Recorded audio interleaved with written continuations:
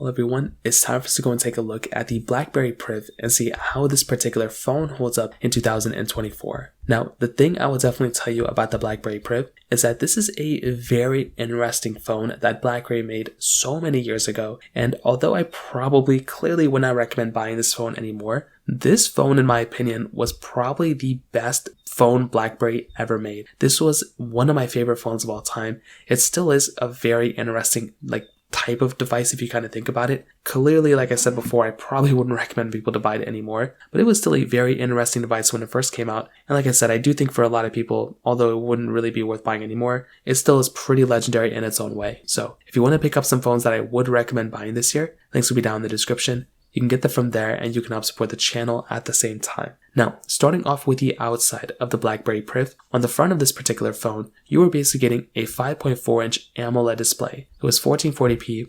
It was like a pretty good panel when it first came out. I still think it looks pretty good. I think it has like a pretty good, panel to it. It wasn't, compared to phones nowadays, clearly it's not that great. You're getting a, pretty big bezel at the very top. The panel side actually was very interesting because it was a curved side to it, which was very, very nice. And this thing obviously had a very big novelty feature to it, which was it actually slid up. The screen of it actually slid up to where the keyboard was right underneath it. Now that was actually something that was super crazy because if you're buying a phone like this at that time, I would say at that time, this phone already had a very slim amount of bezel around it for it being this type of device, and for it having a keyboard underneath was even crazier. You have to remember in 2015 when this phone first came out, most of the phone panels were still pretty thick. I mean, when you look at the iPhone, 6S Plus at the time, that's basically what the iPhone was at the time. And even like the Samsung Galaxy, what was the Samsung Galaxy S7s and all these ones, or S6 maybe at this time, very, very thick amount of bezel. And this one had a fairly thin amount of bezel for this type of device, which again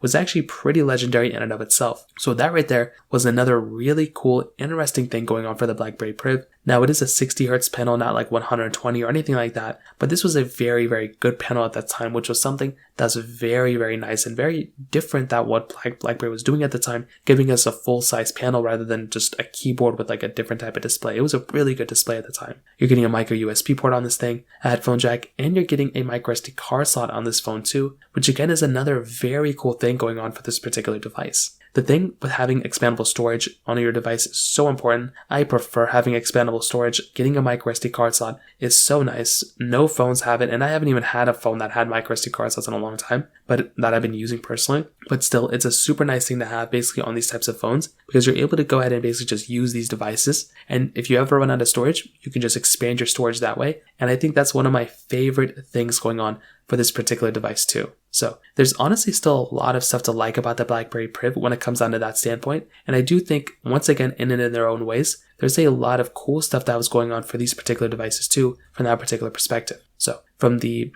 backside and the micro USB port that kind of covers it up there. On the backside though, you are getting this kind of like plastic material kind of on the backside, as well as a single camera setup. Nothing like super crazy going on for this particular device that we haven't already seen before. Like it still is a very good looking phone. I think this thing looks and feels very, very nice in the hand. And I do think, like I said before, if you're going through and getting some sort of a device, I think this thing holds up very well in a lot of ways too. But keep in mind there's a few things that have aged this phone maybe not the best. For one, there's no IP certification on this phone. So if you dip this thing in water, it's probably not going to do that well. There's also no wireless charging on this phone either. Now there is wireless charging, which is nice, but no reverse wireless charging that a lot of Android phones have. And I will tell you there's no USB Type-C port too, which is another kind of sad thing going on for this particular device. But I will tell you on the outside, definitely not that bad. And there's definitely been worse phones than this thing. So in terms of that kind of covers it up there. Now, in terms of the camera side of things, this particular phone is giving you a single 18 megapixel camera on the back and then a 2 megapixel camera on the front. The thing I will definitely tell you about this particular camera though is that it's not a bad camera. It was actually a fairly decent camera when it first came out,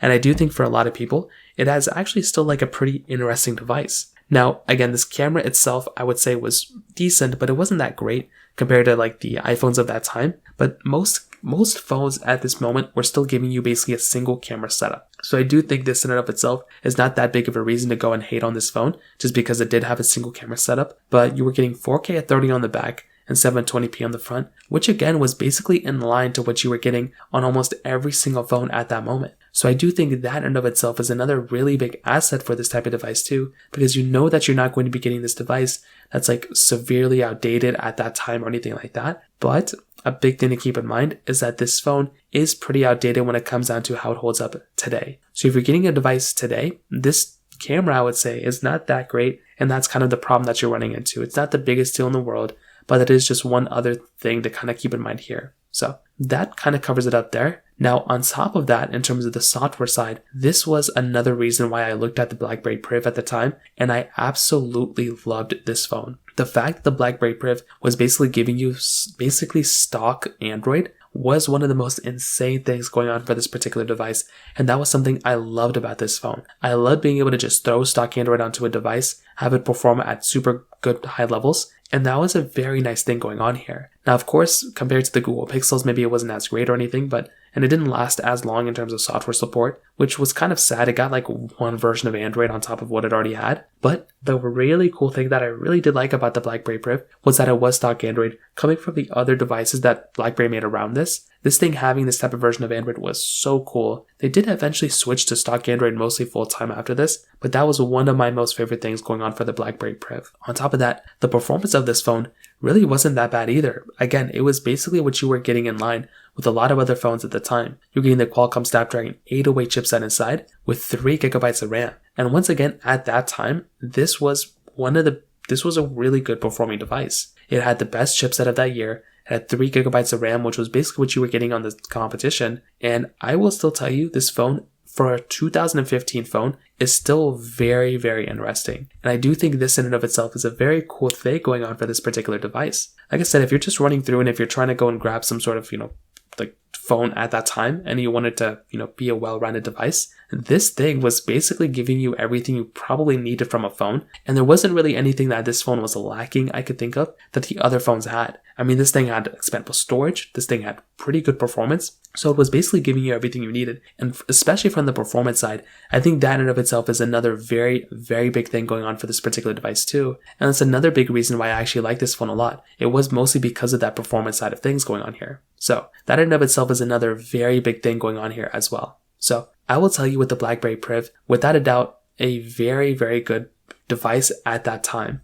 Again, it was not perfect or anything like that, but I actually really did like the Blackberry Priv quite a bit. And I do think like if I was going through and purchasing a device, it was something I liked a lot about this phone. Like if I was going through and if I needed a phone in 2015 and if it wanted to be Android, this thing was giving you a pretty solid experience almost every single way I could kind of think about it, which was a very important thing kind of going on here. So that was a very big thing in my opinion for the Blackberry Priv. Now again, this was not a perfect phone by any means, but I do think when I look at the competition at that time and when I see how this phone kind of held up during that moment, it's actually a very interesting device when it kind of comes down to it. I would not recommend buying it anymore, but for a phone at that time, it was quite interesting. So in terms of that kind of covers it up there. If you have any other thoughts or questions, let me know in the comment section below. Hit the like button, that would mean so much, but definitely hit that subscribe button. More importantly than everything else, I love every single one of you guys. Hopefully I'll catch you guys in the next video. Peace out till then.